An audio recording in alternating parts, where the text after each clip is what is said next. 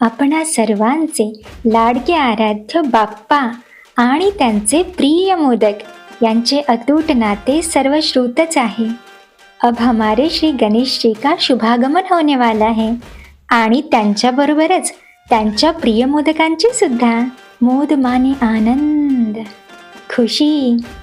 महाराष्ट्र में उकड़ीचे मोदक सिर्फ मोदक नहीं होते, होती है एक सादगी, श्रद्धा, विश्वास और परंपरा जो हर घर में बाप्पा के आगमन के साथ बड़े प्रेम और सद्भावना के साथ बनाई और बांटी जाती हैं। ये मोद हम आपके साथ भी बांटना चाहते हैं। आइए जानते हैं इस उकडीच्या मोदकांची विधि। सबसे पहले मोदक में भरने के लिए सारण यानी स्टफिंग बना लेते हैं।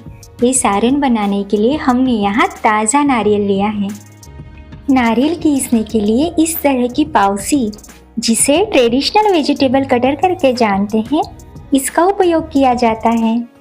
इस पाउसी के सामने वाला ये जो फूल जैसा आकार नुमा भाग होता है, उससे इस तरह से इस नारियल को कीसा जाता है यानी ग्रेट किया जाता है। अब आप कहेंगे कि हर्षरती हम ग्रेटर से ग्रेट करें या इस पाउसी से, ऐसा क्या फर्क पड़ने वाला है? लेकिन हाँ, फर्क पड़ता है इसके स्वाद में। अब इस पूरे नारियल का कीस बना लेंगे। वैसे तो हम इस ताज़े नारियल की जगह सूखे नारियल का बुरादा भी ले सकते हैं।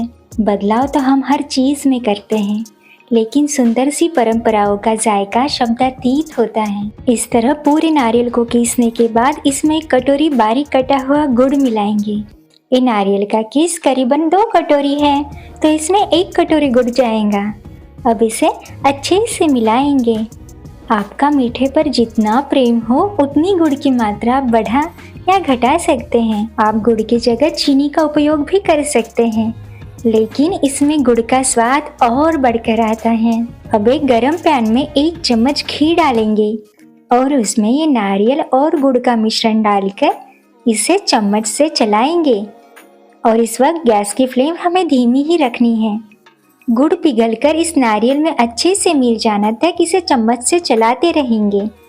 आप चाहे तो इसमें खसखस, सूखे मेवे भी बारीक काट कर डाल सकते हैं, लेकिन इसे इस तरह सादगी से भी बना सकते हैं। बस 4 से 5 मिनट के लिए इसका रंग बदलने तक और नारियल थोड़ा सा नरम होने तक हमें इसे पकाना है। आप देख सकते हैं कि इसका रंग बदल रहा है। हमें इस मिश्रण को ज़्यादा सूखा नहीं बनाना और ज़्यादा देर तक पकाने से इसकी चिक्की बन जाएगी। अब गैस की आंच बंद कर देंगे और इसमें इलायची पाउडर और थोड़ा सा जायफल कीस कर डालेंगे। इससे इस सारण का स्वाद और बढ़ जाता है। अब इसे अच्छे से मिला लेंगे। अब इस सारण को ठंडा होने के लिए रख देंगे। अब हम बनाएंगे चावल के आटे की उकड़, जिससे इस मोदक की पारी बनाई जाती है। इसे बनाने के लिए हम इस तरह का पतीला गैस पर रखेंगे। उसमें 2 प्याला पानी डालेंगे। आप किसी भी कटोरी या कप से नाप कर इसे बना सकते हैं। इस पानी में 1 चम्मच घी डालेंगे और थोड़ा सा नमक। अब इस पानी को एक उबाल आने देंगे।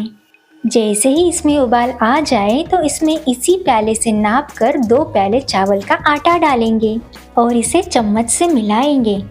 गैस की आंच इस वक्त बंद कर देंगे। इस आटे को थोड़ा सा जल्दी में मिलाना पड़ता है। इस चम्मच में जो आटा लगा है उसे भी निकाल लेंगे और इसे 10 मिनट के लिए ढककर रख देंगे। इस 10 मिनट में आटा अच्छे से फूल जाएगा। अब 10 मिनट हो चुके हैं। अभी भी ये उकड़ बहुत गर्म है। अब इस तरह कोई भी मलमल का कपड़ा या बड़ा सा साफ कपड़ा लेकर उसमें एक गर्म उकड़ यानी चावल का आटा डालेंगे और इस तरह इसकी गठरी बना लेंगे और इसे इस तरह अच्छे से मलेंगे। ये उकड़ गरम गरम ही मलनी होती है। आप चाहे तो किसी भी ग्लास या कटोरी की प्लेन साइड से थोड़ा सा घी लगाकर उससे भी उकड़ मल सकते हैं। इस आटे को हमें 15 से 20 मिनट तक अच्छे से मलना है। अब ये आटा थोड़ा सा ठंडा हो चुका है। इसे कपड़े से बाहर निकाल लेंगे और इसे अच्छे से नरम होने तक मलेंगे। परंपरा अनुसार तो घर पर चावल को धोकर छाँव में सुखाकर उसे पीसकर इसका आटा बनाया जाता है। ये चावल का आटा बनाने के लिए अम्बे मोहर, बासमती, इंद्रायणी जैसे चावलों की किस्मों का उपयोग किया जाता है। लेकिन रेशन के चावल से भी ये मोदक आसानी से बन जाते हैं। और हाँ, मोदक बनाने के लिए बना बनाया चावल का आटा भी अब बाजार में मिलने लगा है। वैसे तो आज हमने घर पर बनाए हुए चावल के आटे का ही उपयोग किया है। घर में रखे जो भी चावल हो उससे आटा बनाकर ये मोदक आप बाप्पा के लिए बना सकते हैं। या फिर चावल का आटा तो बाजार में मिल ही जाता है, लेकिन बनाइएगा ज़रूर। थोड़ा सा घी हाथ में लेकर इसे नरम बनाएंगे। अब इस आटे में से थोड़ा सा आटा लेकर इस तरह इसकी पारी बनाकर देखेंगे। अगर इसके किनारे ना फटते हुए अच्छे से बन जाए तो समझ लीजिए कि ये आटा अच्छे से गूंथ चुका है। अगर ऐसा ना हो और इस आटे में क्रैक्स आ जाए तो आप थोड़ा सा पानी हाथ में लेकर इसे फिर से मल सकते हैं। ये आटा नरम हो जाता है। अब ये आटा अच्छे से गूंथकर तैयार हो चुका है। अब इस आटे को एक तरफ रख कर इस पर थोड़ा सा गीला किया हुआ कपड़ा डालकर रख देंगे। जब आटा बनकर तैयार हो जाए तो ज़्यादा देर ना लगाते हुए मोदक बना लीजिएगा। ये आटा जल्दी से सूख जाता है, इसलिए मोदक को आकार देते वक्त दिक्कत होती है। अब इस तरह एक कटोरी में थोड़ा सा घी ले लेंगे और सारण भी साथ में रखेंगे। अब दोनों हाथों को थोड़ा सा घी लगाकर इस आटे में से बड़े नींबू जितनी लोई तोड़कर इसे इस तरह मसलेंगे और इसकी गोल लोई बनाकर दोनों हथेलियों के बीच में इसे चपटा आकार दे देंगे और दूसरे हाथ के अंगूठे और उंगलियों से इसके किनारों को पतला करते हुए बढ़ा लेंगे। इस तरह इसे बढ़ाते बढ़ाते हुए ही इसकी पारी बना लेनी है। पारी ज़्यादा मोटी बना ली जाए तो खाने में बिल्कुल चावल का आटा आटा ही लगता है। अगर पारी पतली बन जाए तो मोदक में बनने वाली कलियां खिलकर नहीं आती और मोदक में जो सारण भरा जाता है वो पतली पारी की वजह से बाहर आ जाता है। ये पारी बनकर तैयार है। जिस तरह आप देख पा रहे हैं बिल्कुल उसी तरह की पारी हमें बनाकर तैयार करनी है। इस पारी को एक हाथ की हथेली पर रखकर दूसरे हाथ की तर्जनी को इस पारी के बीच में रखकर पारी को बाहर खींचेंगे और मध्यमा और अंगूठे की सहायता से इस पारी को इस तरह नीचे तक चिमटी में लेकर दबाकर इससे इस तरह कली बनाएंगे। जितनी पास पास हे कलियां बनेंगी ना तितकाच हा मोदक सुंदर आणि सुबक दिसणार। शायद हम इस मोदक को इतनी सुंदरता से ना बना पा रहे हो जितनी सुंदरता से हमारी नानी दादी माँ बनाती है। महाराष्ट्र में सामान्य गृहिणी भी इतनी जल्दी जल्दी और सुंदरता से इस मोदक को बनाती है कि नज़रों से निहारते रहे या इसे खाए असमंजस में पड़ जाते हैं। जिस तरह आप देख पा रहे हैं इस पारी को कलियों की कटोरी का आकार आ चुका है। अब इस कटोरी में इस तरह से चम्मच से ये सारण डालेंगे और हाँ, ये सारण चम्मच से ही इस पारी में डालना है। अगर हाथ चिपचिपे हो जाए तो मोदक बनाने में दिक्कत हो सकती है। अब इस तरह अंगूठे और तर्जनी के बीच में इन कलियों को पकड़ते हुए एक ही दिशा में घुमाते हुए इस मोदक को बंद कर लेना है।